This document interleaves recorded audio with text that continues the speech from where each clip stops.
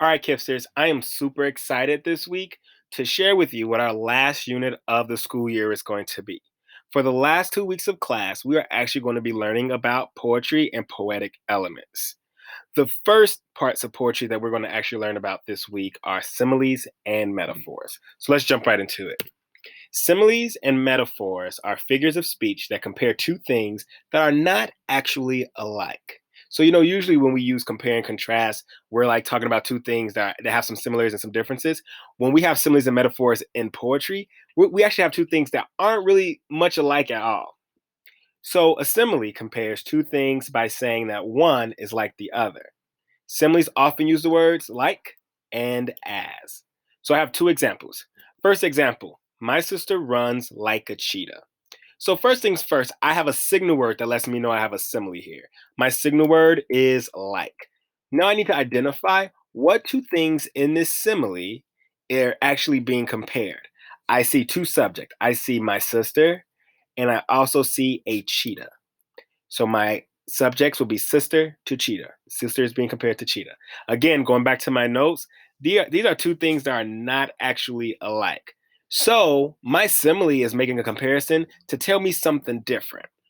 So if my sister runs like a cheetah, I'm going to use my schema.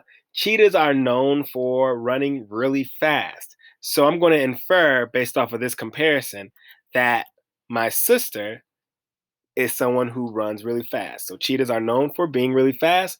So that means the sister must also run fast. All right. My second example, the cat's fur was as dark as the night. So this time my signal word is as, because remember, similes use the words like or as. This time it's as. The cat's fur was as dark as the night. My two things I'm seeing being compared here is the cat's fur, and then I'm also seeing it's being compared to the night. So those are my subjects.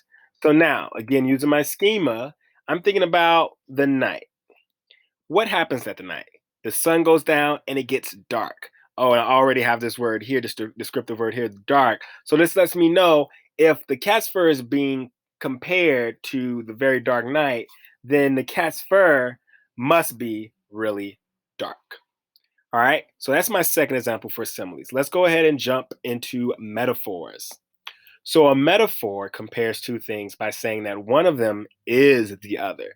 So whereas a simile says one is like the other, the metaphor just goes ahead and says it is the other. So unlike similes, metaphors do not use the word like or as. So let's say really quickly I want to like compare my brother to a pig.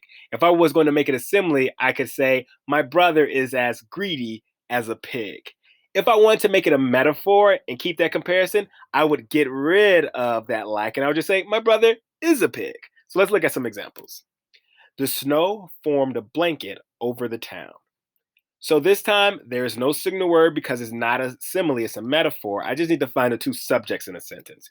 I see the snow, and I also see a blanket, and I see the town. I'm thinking my snow is being compared to a blanket. So I'm going to say my subject, snow to blanket. So now I got to use my schema again. What do I know about blankets? I know blankets are big and fluffy, and they cover the entire bed. So I'm going to infer that just like a blanket covers the entire bed, the snow must be covering the entire town. So a blanket completely covers the bed, so the snow must be covering the whole town. All right, second example. The neighbor's loud music was a blaring fire alarm. All right, so now I have neighbors, I have music, and I have blaring fire alarm. It looks like we're talking about loud music and we're talking about a fire alarm. My two subjects, music to fire alarm. So now I need to use my schema to think about what do I know about fire alarms. They are very loud and they are very intrusive and they are very annoying. So I'm guessing these neighbors' music must be really loud and annoying. So I'm going to say fire alarms are very loud and intrusive. So the neighbors' music is really loud.